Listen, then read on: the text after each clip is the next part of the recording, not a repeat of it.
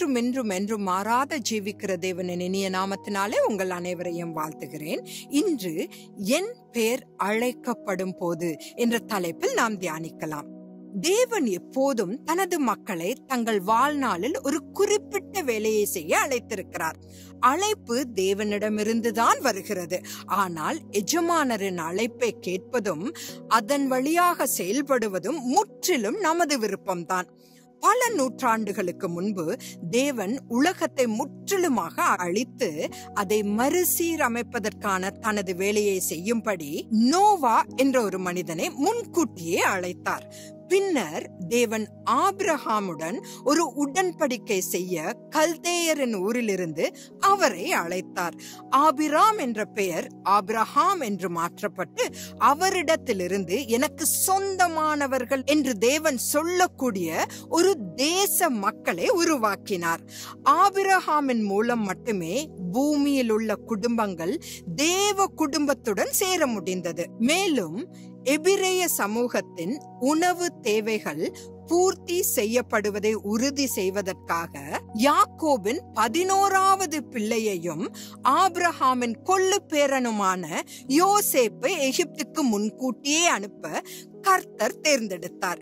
எபிரேயர்கள் தங்கள் மக்கள் தொகையில் வளர்ந்த போது அவர்களையும் முழு மனித குலத்தையும் பரிசுத்தமாக வைத்திருக்கும் கடுமையான சட்டங்களுடன் இஸ்ரவேல் என்ற புதிய தேசத்தை அவர்களுக்கு வழங்க தேவன் முடிவு செய்தார். ஆகவே தம் மக்களை எகிப்திலிருந்து விடுவிப்பதற்கும் அவர்களுக்கு ஒரு புதிய நாட்டை கொடுப்பதற்கும் தேவன் மோசேயை தேர்ந்தெடுத்தார். நியாயாதிபதிகளின் காலத்தில் அப்பத்தின் வீடு என்று அழைக்கப்படும் பெத்லஹேமில் பஞ்சத்தின் போது மோவாபுக்கு குடிபெயர நகோமி என்ற யூத பெண்ணை கர்த்தர் அனுமதித்தார். அவள் ஒரு காணப்படாத தேவனை விசுவாசித்தாள். எனவே கிறிஸ்துவின் அடையாளமாக, அதாவது மாதிரியாக இருந்த போவாஸ் என்ற மிகவும் பணக்கார யூதருக்கு அவளது மருமகளாகிய ரூத் திருமணம் செய்து வைக்கப்பட்டார்.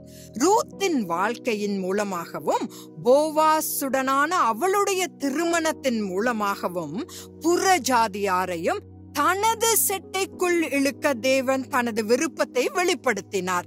நாம் புதிய ஏற்பாட்டிற்கு வரும் பொழுது மாம்சத்தில் இவ்வுலகத்திற்கு வருவதற்காக இயேசு கிறிஸ்துவின் தாயாக மரியாள் என்ற ஒரு ஏழை பெண்ணை தேர்ந்தெடுத்தார்.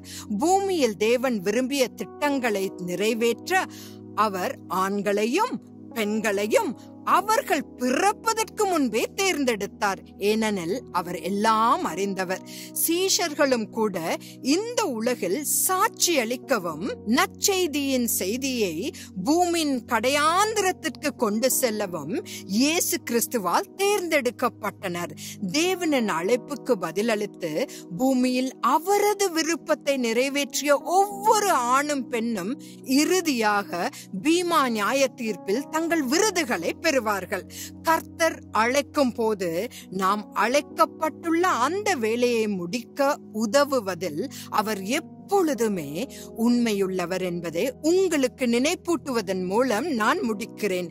இதனால் நமது விருதுகளையும் வெகுமதிகளையும் பின்னர் பெற முடியும்.